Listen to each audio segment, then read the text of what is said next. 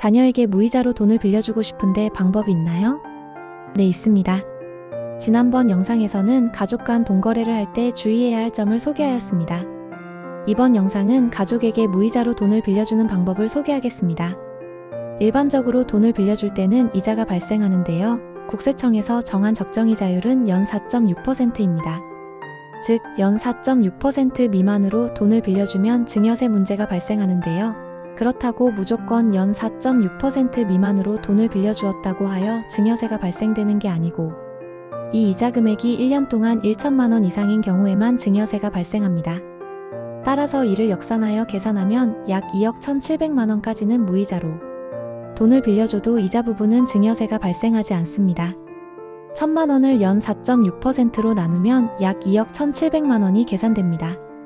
다만 원금은 차용증에 적힌 내용대로 상환을 해야 하며 이 금액을 초과하여 돈을 빌려주면 증여세가 발생합니다.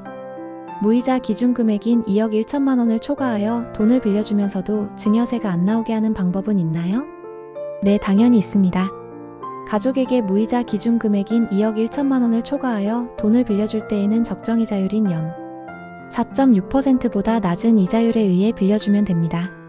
예를 들어 이자율을 연 2%로 책정한다고 가정하면 증여세가 발생하지 않고 돈을 빌려줄 수 있는 금액은 다음과 같이 약 3억 8,400만 원이 계산됩니다. 1,000만 원을 적정이자율 4.6%와 책정한 2%와의 차이인 2.6%로 나누면 약 3억 8,400만 원이 계산됩니다. 만약에 이자율을 높게 책정하면 할수록 증여세가 발생하지 않으면서 가족에게 돈을 빌려줄 수 있는 금액이 더 높아질 것입니다.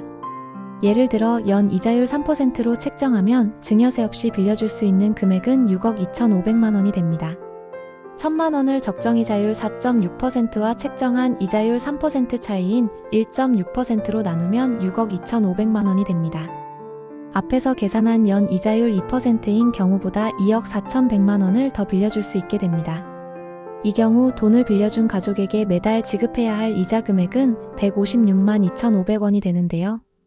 6억 2,500만 원에다 책정된 이자율 3%를 적용한 후 12개월로 나누면 156만 2,500원이 계산됩니다.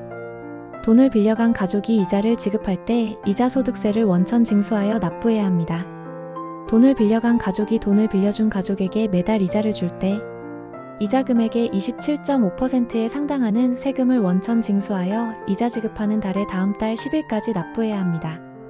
즉, 이자 금액의 72.5%에 상당하는 금액만 돈을 빌려준 가족에게 지급하는 이자 금액이 됩니다. 이를 계산하면 다음과 같습니다. 원천 징수하는 세금은 156만 2,500원의 27.5%인 42만 9,688원이 되고요. 돈을 빌려준 가족에게 지급하는 이자 금액은 156만 2,500원에서 원천 징수한 세금 42만 9,688원을 차감한 113만 2,812원이 됩니다.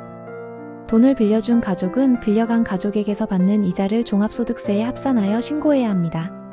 이자를 지급받는 가족에게 근로소득, 사업소득, 부동산 임대소득 등 다른 소득이 있다면 받은 이자 금액과 합산하여 다음 연도 5월 말일까지 종합소득세로 신고하고 납부해야 합니다. 물론 이자를 받을 때 원천 징수된 이자소득세만큼 기납부세액으로서 공제하고 나머지 금액을 납부하면 됩니다. 오늘 영상에서는 가족에게 이자를 받지 않고 돈을 빌려주는 방법과 이자가 발생이 될 때 빌려줄 수 있는 금액이 얼마인지 여러 사례를 살펴보았습니다. 또한 부수적으로 발생되는 부분에 대해서도 살펴보았습니다. 마지막까지 시청해주신 여러분들에게 감사의 말씀을 드리고 여러분들의 건강하고 행복한 멋진 삶을 기대합니다. 건, 행, 멋, 살 TV 감사합니다.